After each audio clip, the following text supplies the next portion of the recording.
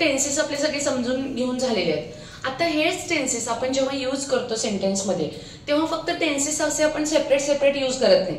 म्हणजे जस्ट आता आपल्याला म्हणायचं असेल की बाबा मी जाणार आहे, पण आपण फक्त जाणार आहे असं म्हणत नाही. आपण काय म्हणतो, हे केल्यानंतर मी जाणार आहे, किंवा माझा अभ्यास झाल्यानंतर मी तुझ्याबरोबर येऊ शकतो, अशी वाक्य आपण बोलत असतो नेहमी, बरोबर. किंवा मी तुझ्या घरी येण्यापूर्वी माझा अभ्यास कंप्लीट करून घेतो. म्हणजे जाण्यापूर्वी, येण्यापूर्वी, हे केल्यानंतर वगैरे हे जे आपण वापरतो. किंवा काही वेळेला आपण असं म्हणत असतो की पहिला नंबर मिळवण्यासाठी मला अभ्यास करावा लागेल, बरोबर, असं आपण बोलत असतो. तर बघा आपल्याला काय बघायचंय, काय समजून घ्यायचं आपल्याला टेन्सेस येत आहेत, सगळे स्ट्रक्चर जमतायत, सगळं आहे, पण त्याला लिंकिंग वर्ड्स कोणते असतात, किंवा हे केल्यानंतर मला म्हणायचंय, हे करण्यापूर्वी मला म्हणायचंय, हे करण्यासाठी मला म्हणायचंय, तर त्याच्यासाठी इंग्लिशमध्ये काय आहे, कोणते शब्द आहेत, हे आज आपण समजून घेणार आहे. तर त्याच्यातलं पहिलं आहे बघा आफ्टर प्लस VING, आणि त्याचा अर्थ आहे एखादी क्रिया केल्यानंतर. जसं की आपण काय म्हणत असतो बऱ्याचदा, खेळल्यानंतर मी अभ्यास करतो. आता इथं काय बोललो आपण, खेळल्यानंतर, म्हणजे आता त्याच्यामध्ये एक क्रिया आहे बघा, खेळणे, आणि ती क्रिया केल्यानंतर असं आपल्याला बोलायचंय, बरोबर. खेळल्यानंतर मी अभ्यास करतो. आता बघा मी इथे जर वाक्य लिहिलं की खेळल्यानंतर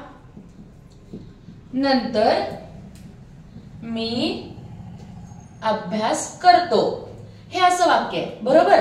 आता हे खेळल्यानंतर थोडा वेळ विचार करू नका. पुढे एक वाक्य आहे बघा, मी अभ्यास करतो, हे टेन्स कोणतं रे, मी अभ्यास करतो, सिंपल प्रेझेंट. Very good. कशावरून ओळखलं तुम्ही, करतोवरून ओळखलं, बरोबर. आता हा आपला नॉर्मल टेन्स आहे. सांगा बरं मला याचं वाक्य काय होईल, मी अभ्यास करतो, yes, very good, I study. हे तर झालं आपलं नॉर्मल वाक्य. आता फक्त राहिला प्रश्न खेळल्यानंतर. आता ह्याच्यामध्ये काय करायचं, ह्या नंतर साठी आपल्याला वापरायचंय आफ्टर. काय वापरायचंय, आफ्टर. आणि जे ऍक्शन वर्ड कोणते सांगा याच्यामध्ये, खेळणे. त्या ऍक्शन वर्डला काय करायचंय आपल्याला, ING लावायचं, बरोबर. सो आफ्टर काय येईल इथं सांगा, yes, after playing I study. म्हणजे लक्षात येते का बघा, एखादी क्रिया केल्यानंतर मग पुढे काही असू शकतं. समजा मी असं म्हटलं, शिकवल्यानंतर मी तुम्हाला प्रश्न विचारू शकते. शिकवल्यानंतर मी तुम्हाला प्रश्न विचारू शकते. कोणी सांगेल का तुमच्यापैकी, बघा, हा सांग. शिकवल्यानंतर हा, मी तुम्हाला प्रश्न विचारू शकते. येस, त्रिशा तू सांगणार. हा, after teaching I can ask question. Very good. बघा, after teaching I can ask you question, म्हणजे शिकवल्यानंतर मी तुम्हाला प्रश्न विचारू शकते, बरोबर. आता समजा मी दुसरं वाक्य बोलले की शिकवल्यानंतर तुम्ही अभ्यास करायला पाहिजे. शिकवल्यानंतर तुम्ही अभ्यास करायला पाहिजे. येस, सांगणार तुम्ही. हा, आफ्टर टीचिंग वाक्य काय सांगितलं, शिकवल्यानंतर तुम्ही अभ्यास करायला पाहिजे. शिकवल्यानंतर अभ्यास करायला पाहिजे. After teaching study. No, something is wrong. Shivraj. After teaching should you study. You should study. Should you नाही, शुड यू म्हटलं की तो क्वेश्चन झाला ना.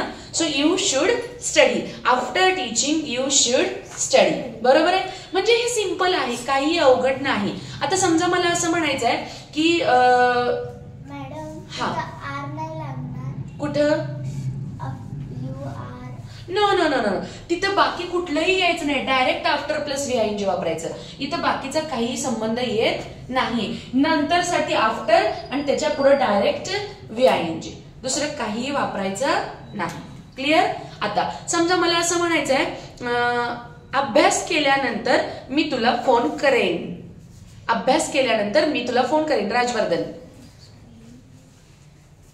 आफ्टर कंप्लीटिंग स्टडी येस, मी तुला कॉल करेन. I will call. Very good. बघा, after completing study I will call you. आहे की नाही सोपं. आता याच्या total opposite before plus VING. Before plus VING म्हणजे काय, एखादी क्रिया करण्यापूर्वी. आतापर्यंत आपण काय बघितलं, क्रिया केल्यानंतर. आता काय बघणार आहोत आपण, ती क्रिया करण्यापूर्वी. खेळण्यापूर्वी. आता समजा मी असं म्हटलं खेळण्यापूर्वी मी अभ्यास करेन.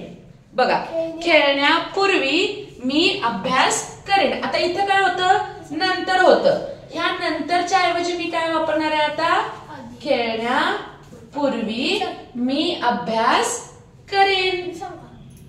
आपोआप न सांगता सांगणार तू. हा सांग. बिफोर प्लेइंग आय करेन. हा बरोबर बोल. बिफोर प्लेइंग आय हा बरोबर आहे. Yes very good. बघा, before playing I will study म्हणजे खेळण्यापूर्वी मी अभ्यास करेन. आता बघा पुढं, आता त्याच्या पुढचं स्ट्रक्चर आहे for plus VING. For plus VING म्हणजे काय आहे, एखादी क्रिया करण्यासाठी. बऱ्याचदा आपल्या घरामध्ये म्हणतात खेळण्यासाठी तू काहीही करू शकतो, खेळण्यासाठी तू काहीही करू शकतो, असं घरातले म्हणतात की नाही. खेळण्यासाठी, या साठी काय वापरायचं आपल्याला, फॉर. आणि मग खेळण्यासाठी शब्द तुम्हाला माहिती आहे काय आहे, प्ले. बघा मग काय होईल, फॉर प्लेइंग तू काहीही करू शकतो. You can do anything. काहीही म्हणजे anything. You can do anything. हा, एनिथिंगला प्रत्येक गोष्ट म्हणतात. नाही, एव्हरीथिंग म्हणजे प्रत्येक गोष्ट, एनिथिंग म्हणजे काहीही. ओके. बघा, खेळण्यासाठी तू काहीही करू शकतो. For playing you can do anything. समजा मी दुसरं असं म्हटलं, खाण्यासाठी मी कुठेही जाऊ शकतो. खाण्यासाठी मी कुठेही जाऊ शकतो. फॉर इटिंग हा आय कॅन गो. गोईंग कसं येईल, गो एनिवेअर. कुठेही म्हणजे anywhere. Okay. For eating I can go anywhere. बरोबर. आता पुढचं वाक्य असं आहे, बरोबर विचार करून उत्तर द्यायचंय मला. बघा, पुढचं वाक्य असं आहे, मार्क मिळवण्यासाठी तो अभ्यास करत होता. मार्क मिळवण्यासाठी तो अभ्यास करत होता.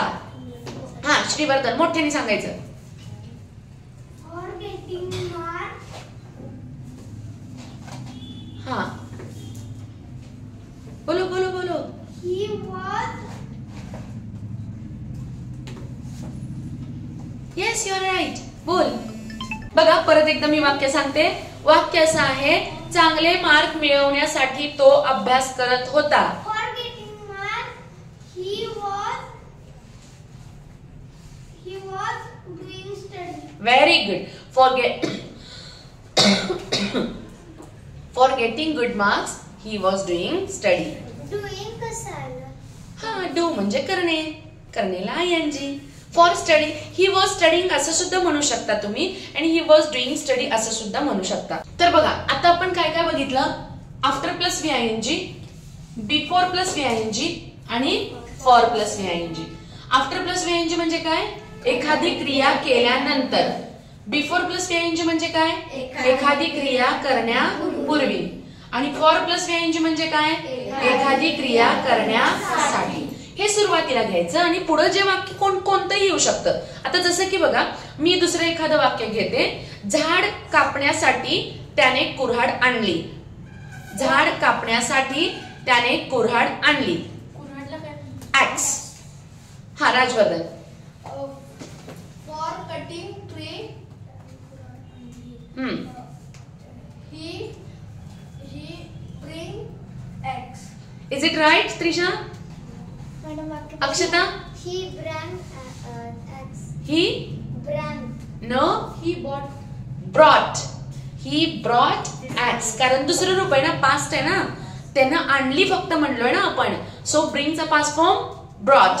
So for cutting tree he brought axe. Clear? कळलंय सगळ्यांना? समजा आता मी दुसरं वाक्य घेतलं. माझं वाक्य असं आहे, शिकण्यापूर्वी मुलं इंग्लिश बोलत नव्हती. शिकण्यापूर्वी मुलं इंग्लिश बोलत नव्हती. येस बोलो. Before learning, children weren't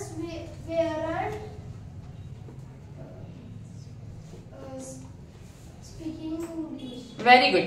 before learning children wear not speaking English किंवा वेअरंट स्पीकिंग इंग्लिश. वेअर येणार ना, वॉज येईल का? कारण का वॉज नाही येणार सांगा? अनेक आहेत ना, एक असतं तर आणि अनेक असल्यावर दॅट्स इट. येते लक्षात? ओके. समजा आता मी असं म्हटलं की क्लास संपल्यानंतर मी घरी जाईन. क्लास संपल्यानंतर मी घरी जाईन. बोला कुणाला तयार येते होते बघूया. क्लास संपल्यानंतर मी घरी जाईन. फिनिश. थांब थांब थांब थांब. रिधिमा सांगणार नाहीये? हा सांग. After finishing class, मी घरी जाईन. I will go to home. Very good. Nice. After finishing class I will go to home. थोडस स्पीड वाढलं पाहिजे, पण थोडस स्पीड कमी पडते. तर अशा पद्धतीने ही आपली 3 स्ट्रक्चर झालेली आहेत आणि सोपे आहेत की नाही स्ट्रक्चर सांगा.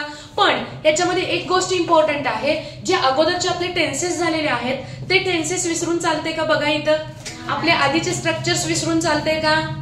नाही ना. सगळं काही अगोदरच आपलं असलं पाहिजे. हा लिहून घेऊ शकता सगळेजण. ओके चल.